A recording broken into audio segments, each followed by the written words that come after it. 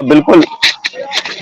संदेश तो पहले ये कि पहले जैसे मैंने बताया कि हम कर्नाटका के मैसूर जिले के बदनबालू गांव में है। यहाँ गांधी जी 1927 से 1932 के बीच में 2 बार आए। तो यहाँ खादी ग्रामोद्योग है। और सबसे अच्छी बात यह है कि जो खादी ग्रामोद्योग है, जब गांधी आए तो गांधी ने यहाँ से शुरुआत करी। 4 दलित महिलाओं के द्वारा इसकी शुरुआत की थी। यहाँ खादी खादी के वस्त्र बनते और आज 300 महिलाएं खादी ग्रामोद्योग में काम कर रही है।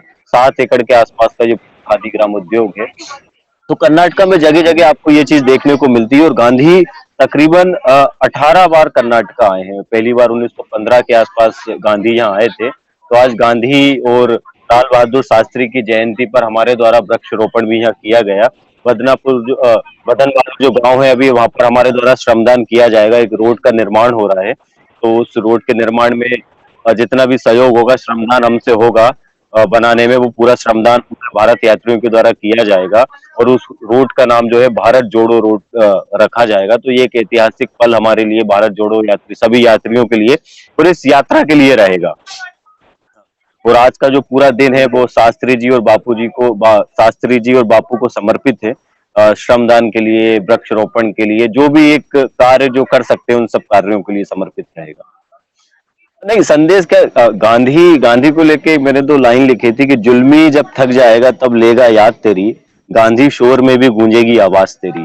तो जब यात्रा का पहला दिन हमारा कर्नाटका में था, तो यानी ये बातें बड़ी छोटी सी बातें होती है जो पूरे होर्डिंग्स राहुल गांधी जी और सबके लगे थे, तो वो ना फाड़ दिए गए थे। उसके बाद भी यात्रा की शुरुआत हुई तो राहुल गांधी जी ने बहुत अच्छी बात करी कि ये यात्रा पूरी कश्मीर तक जाएगी, कोई भी शक्ति इस यात्रा को नहीं रोक सकती। एनर्जी के साथ ये यात्रा निकल रही है, ऊर्जा के साथ निकल रही है। तो इसे जितना भी आप नेगेटिव करने की कोशिश करो, कुछ भी आप बतलाओ, मीडिया कुछ भी बोले इस यात्रा के बारे में, फिर भी इस यात्रा का जो संदेश है प्यार और मोहब्बत का, जो पूरे देश में जाएगा, कन्याकुमारी से कश्मीर में। और जब देश के अंदर कोई बड़ा बदलाव होता है तो सत्ताधारी जो पक्ष होता है वो कई तरह की बातें देश में बोलता है। तो ये यात्रा उसी का एक हिस्सा है। चाहे कितना भी कुछ करने की कोशिश करो, फिर भी ये यात्रा जारी रहेगी। इस यात्रा को कोई नहीं रोक सकता है।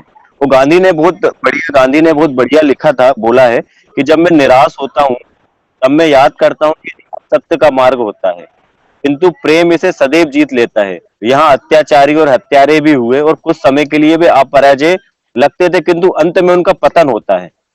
तो कभी सत्ता इस अहंकार में है, केंद्र में बैठी हुई सत्ता की हमें कोई हरा नहीं सकता है, हम हमेशा जीतते ही रहेंगे। तो उनको इतिहास के पन्नों को पलटना चाहिए और सीखना चाहिए कि सिकंदर से लेके बड़े बड़े जितने भी शासक रहे, उनको जमीन की धूल से अवगत होना पड़ा। तो सत्ता और विपक्ष का जो एक संबंध है, 70 साल कांग्रेस रही शासन में, लेकिन जो विपक्ष की भूमिका रही वो हमेशा कांग्रेस ने विपक्ष को सहारा है, मोबिलाइज करा है विपक्ष को।